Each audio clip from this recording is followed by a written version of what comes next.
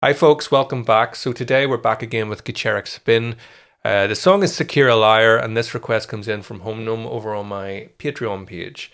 So yeah, I've been enjoying the Gacharic Spin requests that Home Gnome has sent over on Patreon. I've done several at this point, so if you haven't seen them yet, have a look through the video. You can just go to my channel and go to search at the top, type in the band artist, or just browse through some of the other videos that are there.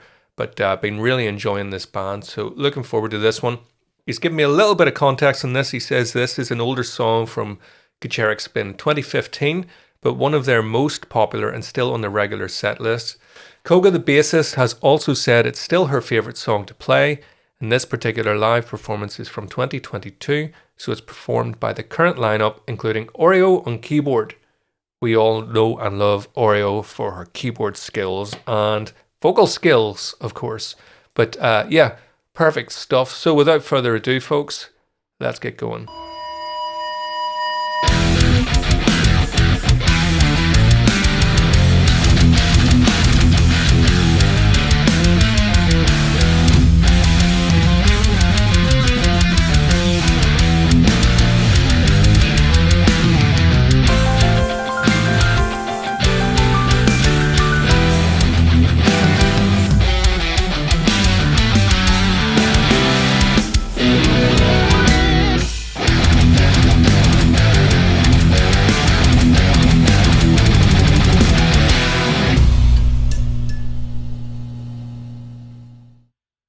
Go.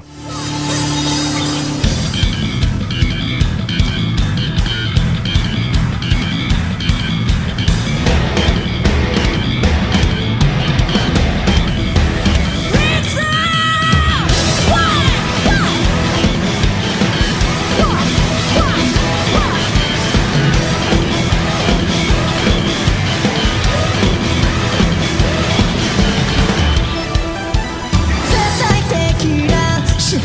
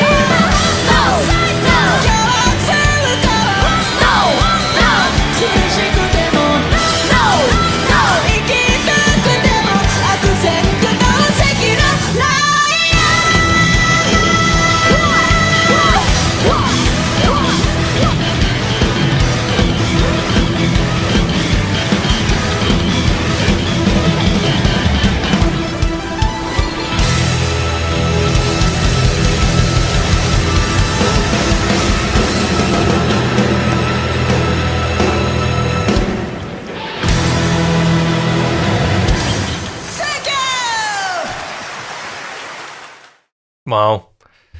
Whoa.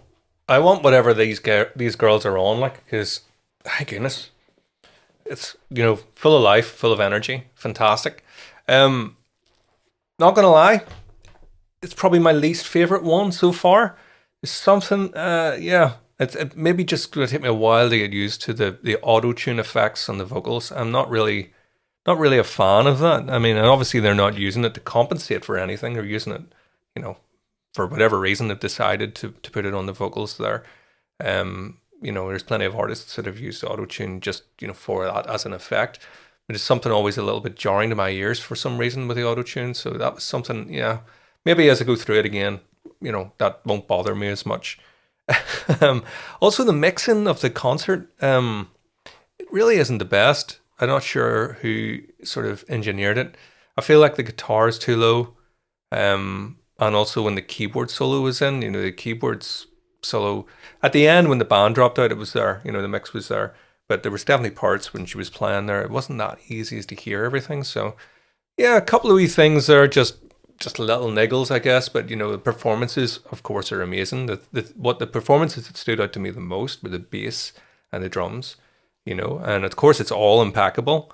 Just a couple of little things to my ear. I would have liked to hear the guitar a little bit more. I feel like with the guitar, I'm having to like make a conscious effort to be like, I want to hear the guitar and to focus on it, as opposed to it just being there.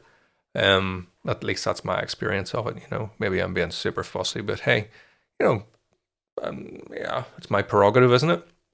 You're here for my thoughts, and those are my thoughts.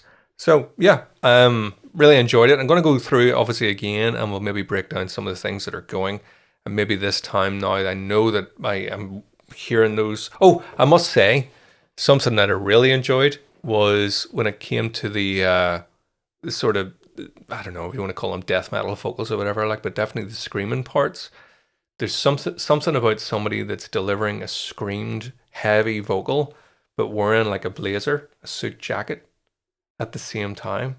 I really love that because we're sort of so used to people, all in black and tattoos.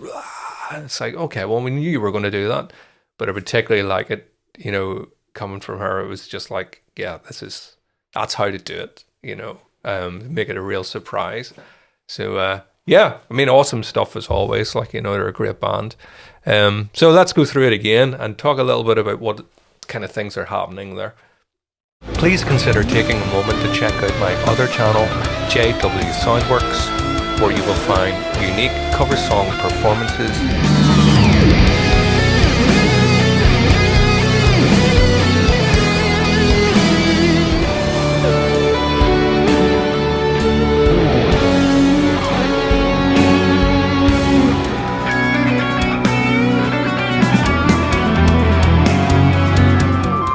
newly composed piano arrangements,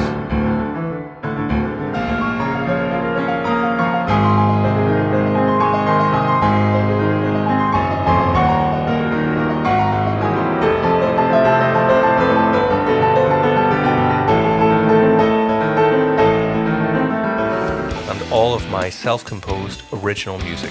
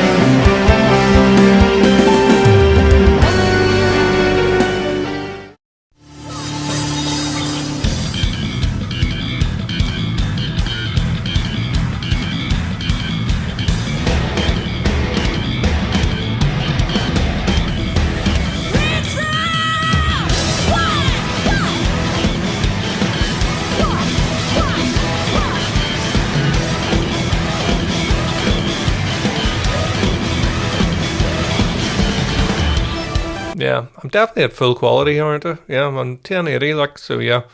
It's obviously a professionally shot video. There's something about the audio there just feels like, you know, it's not quite here. Feels a little bit sort of distant in the mix or whatever. You know, especially when everything's going there. Obviously the synths are jumping out and the drums or whatever, but once the bass slapping and the guitar, it's all kind of a little bit mushed together. So maybe the mixing could have been a little bit better. Who mixed it?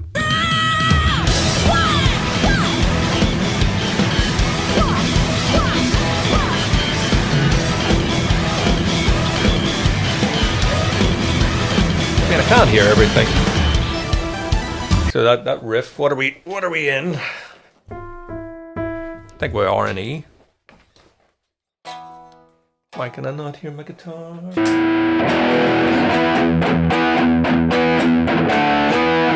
Let's see.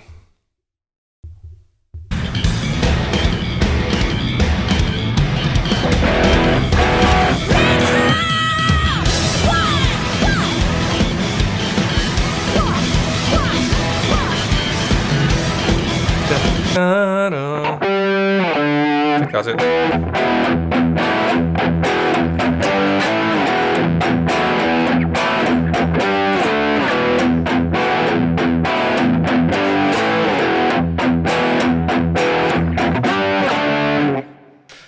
So, very sort of pentatonic-y. E minor pentatonic vibes there. Bass playing's unreal. I like the offbeat on the China cymbal there.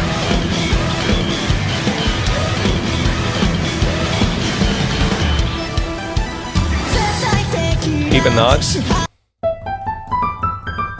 Not exact, but you can hear it still going up on the E minor pentatonic. Something like that there. Cool patch tone as well.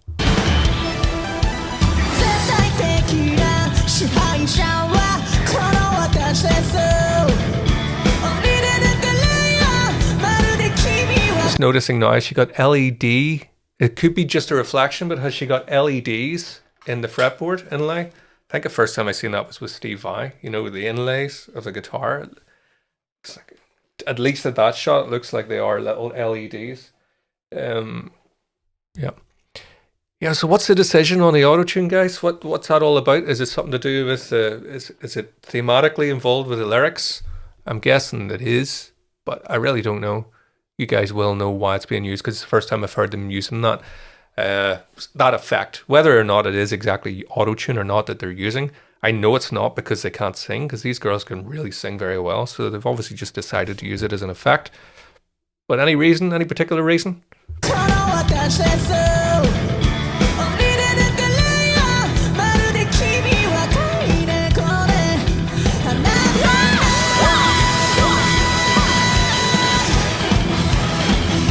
Yeah, mixing's just a wee bit strange. You hear that keyboard part there is actually, if anything, it's why is that so loud compared to the other parts that were a little bit harder to hear? You hear that, the da-dun, dun, da-dun, that's buried. It's a little bit tricky to hear that.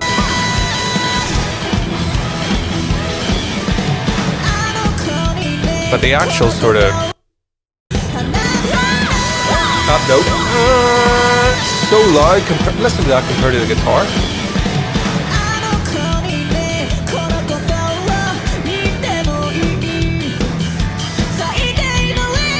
Of course, that as a topic, I would say, certainly to so many gigs that I've been to in the past, that you know, that you know, can sort of make or break the performance. And there have definitely been, I mean, I am nitpicking, of course, like, but it's definitely something that happens with live music. You know, you're really at the mercy of the venue and the equipment and how well it's been mixed, all those kind of things. It's very rarely the band. You know, if I kind of think of, there's been some gigs that I've been to, and you know, it's not the band's fault. The band are immaculate normally, but whatever the acoustics of the room or whatever it may be, and of course, whatever way this has been mixed, it probably sounds nothing like if you'd been there. It goes both ways. There have been times where I've actually been at a gig that's been filmed, and the sound was really bad at the gig, and then whenever you hear it being played on the video or whatever, you're like, that's incredible. And I've also noticed it the other way around. So if you were at this gig, you might have actually got a really, really, really good sound in the room. Who knows? But yeah, there was a couple of gigs that I remember being to that I was very disappointed in because the sound was just let down. The worst one was Killswitch Engage supporting Machine Head. And it was on the Blackening tour. So you'll know whenever that album came out, I can't remember now. Could it be 10 years ago? 15 years ago, maybe? I don't know. But all of the band, there was a third band that I can't remember played, but it was at that point with Killswitch, I actually knew the riffs on the guitar, and the sound in the room was so bad I couldn't even tell what song they were playing. And it wasn't the band. I know it wasn't the band. The band were shit hot, but just the venue and whatever way it was mixed. I'm sure you guys have been to some of those before, but yeah, just thought it would. I mean, obviously I'm being critical in this sense, but it is just what it is. The band are fantastic. There's definitely nothing wrong there. And I'm just talking about this, I guess, as a point of interest because it's something that I don't think has come up all that much in any of my videos, if any. But yeah, it's just something that sort of it's standing out to me more today, I guess, more than anything. I actually feel like I've maybe even seen footage from this same gig, but I don't know. Who knows? Maybe I'm just a bit cranky today. I don't know. But yeah, I think anybody who would say that this is like a particularly good sound of a live video or a live recording, I would disagree with you. I would say that you're probably doing that on an emotional level because if you look at it objectively, it's not normally as good as what you would normally hear these days. So anyway, there we go. You're getting my thoughts for better or worse. Still going to go through the song because the music's brilliant. There's no doubt about it.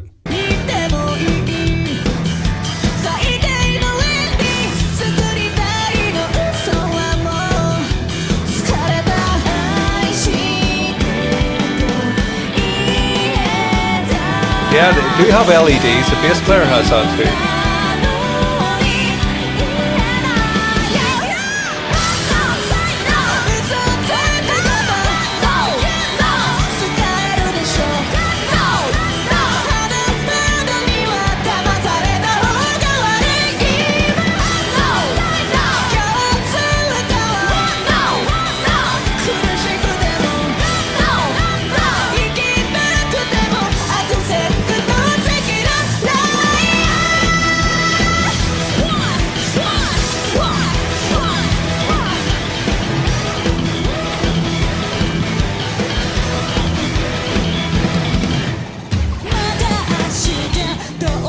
Yeah, I'm going to mention this because that was, same sort of riff being used there, obviously through that part. But this verse, I think it's maybe, would this be the second verse at this point?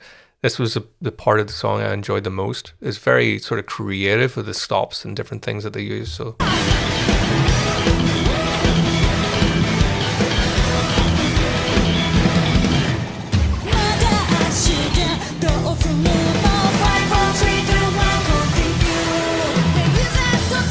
So I will say now that the sort of digital effects on the vocals there, I liked it for the 5, 4, 3, 2, 1. I think it works there. Not quite sure why it's used the whole way throughout again, but I like it there.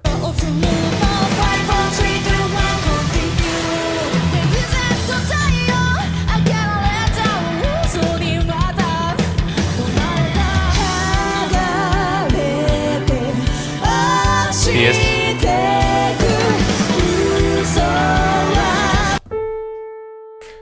I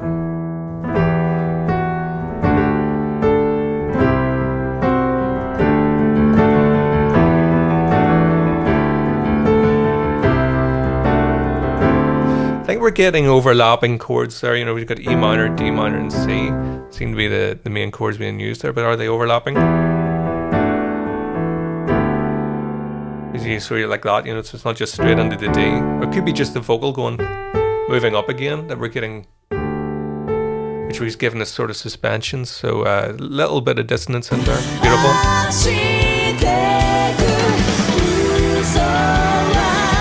Nice bass line.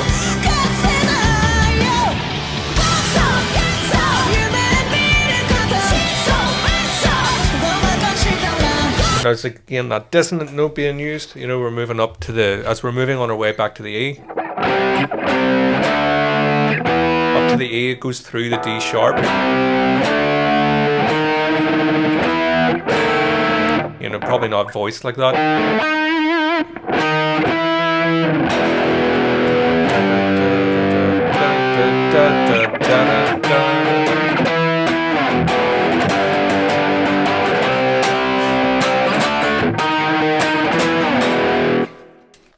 It is catchy, like, I'm not gonna lie, it's catchy.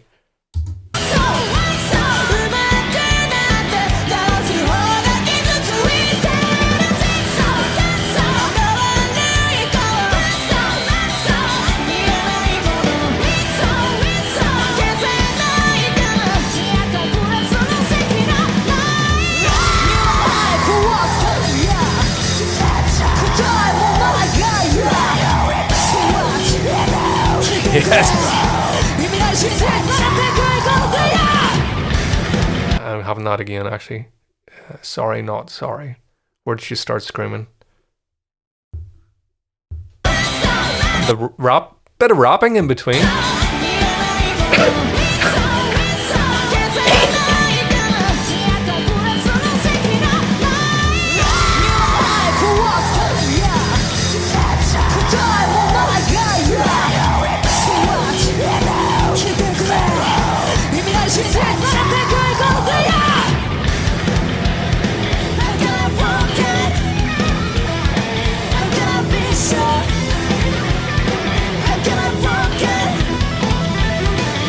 I can hear a guitar popping out a wee bit there, to be fair, but when it's down in the riffing sort of parts, it is a little bit muddy, hard to hear. I can definitely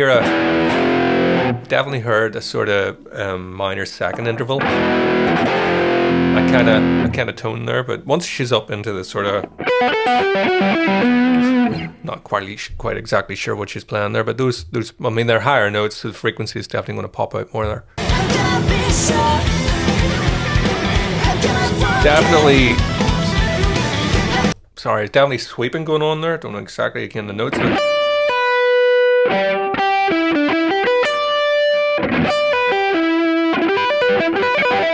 not the best sweeper in the world, like, but sweep picking is whenever you're sort of going in one direction. So if you're moving down the neck, then you used all down strokes for every note. And then if you're coming up, you sweep back up again, up strokes. You got it a lot in neoclassical music. I think I've mentioned Yngwie Malmsteen before, like, but him, Paul Gilbert, we would have got a lot of that kind of style in the 80s. You know, we get that sort of going in that direction. So the sweep is this, and each string has a new note. So she was definitely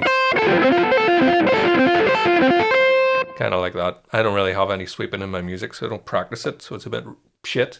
But that is what's happening there. Changing notes.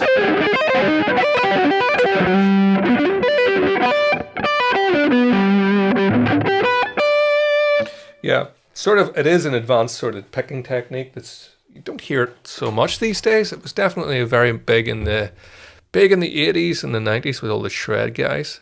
Yeah, I never really listened to an awful lot of the shreddy kind of stuff, and I never worked on that technique because I never really wanted it in my own solos. So that's me explaining my poor sweep picking technique, is because I never really practiced it. The topping though, yeah. Hard to hear.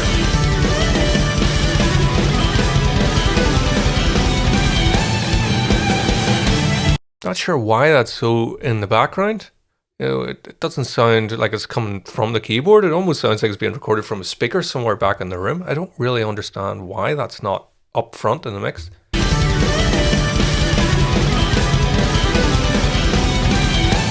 It's just, I don't know. So, like, I mean, she's obviously busy there with the band. That's one of the things with being a keyboard player. You know, you're often playing, you know, part of the accompaniment and different things there. But that's what's nice there is the band are filling in everything, so she's able to use both hands for the solo. Because often, a lot of the time when you're playing piano, you might have your solo part here, but you're doing some sort of accompaniment, but she's sort of moving between the hands. So you can play very fast, you know, instead of having to do one hand. You know, so you get these sort of like waves and runs. You know, I can play like a facsimile of that. So say.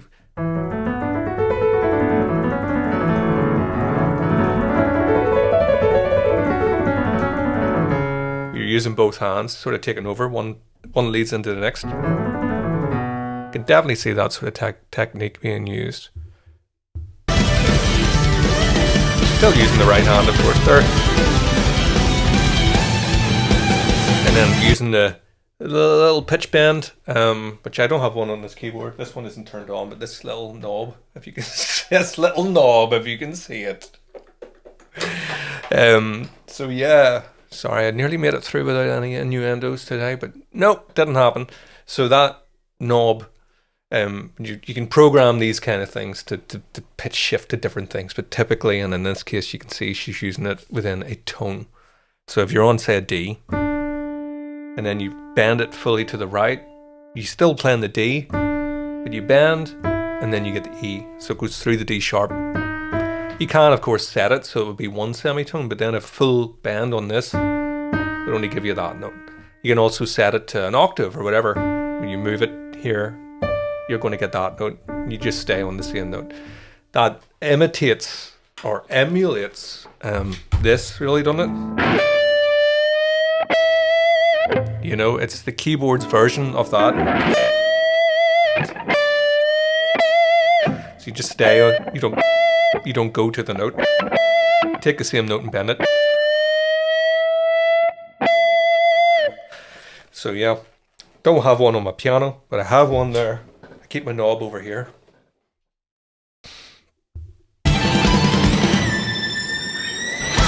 Oh, I should also say, while we're talking about knobs, see, she goes right and left. Left would detune it, so you could play the E and move it down. That'll go to D. So you can use it like a pre-bend technique, you know. So often on a guitar, a pre-bend would be, instead of that, you start on this note, but you're playing it from a lower note, you bend it down, so you can get that effect too. And thirdly, if you push it forward like she did, then you get the modulation effect, which is often vibrato, you know, that kind of thing. Don't even have my whammy bar on this today, I don't know why, but that kind of effect, yeah. So I think that's what you're getting. You can have it set to anything. You can MIDI map that to chorus or flanger or phaser or any sort of effect, but when she pushes it forward, it started to, you know, I think it was a vibrato, wasn't it? So that's an expression, you know, it's an expressive part of a keyboard. Not all of them have it. I'm on my knob again.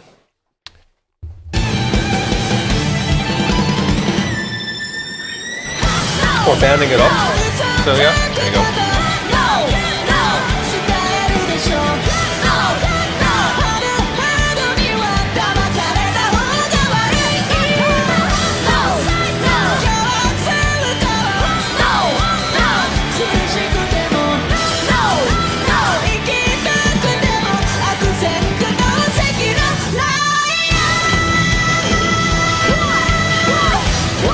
Great vocals. Get that bass turned up.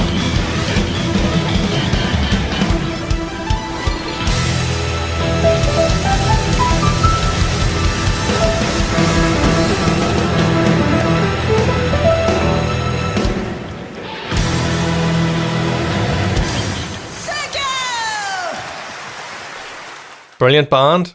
Brilliant band. I've already said what my thoughts on the live recording mix. You know, no criticism of the band whatsoever. Yeah, really. Just some of the sounds.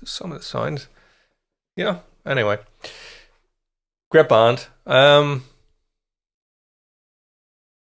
where next? Maybe some of the studio recordings would be kind of cool. I know the videos obviously give you the visual.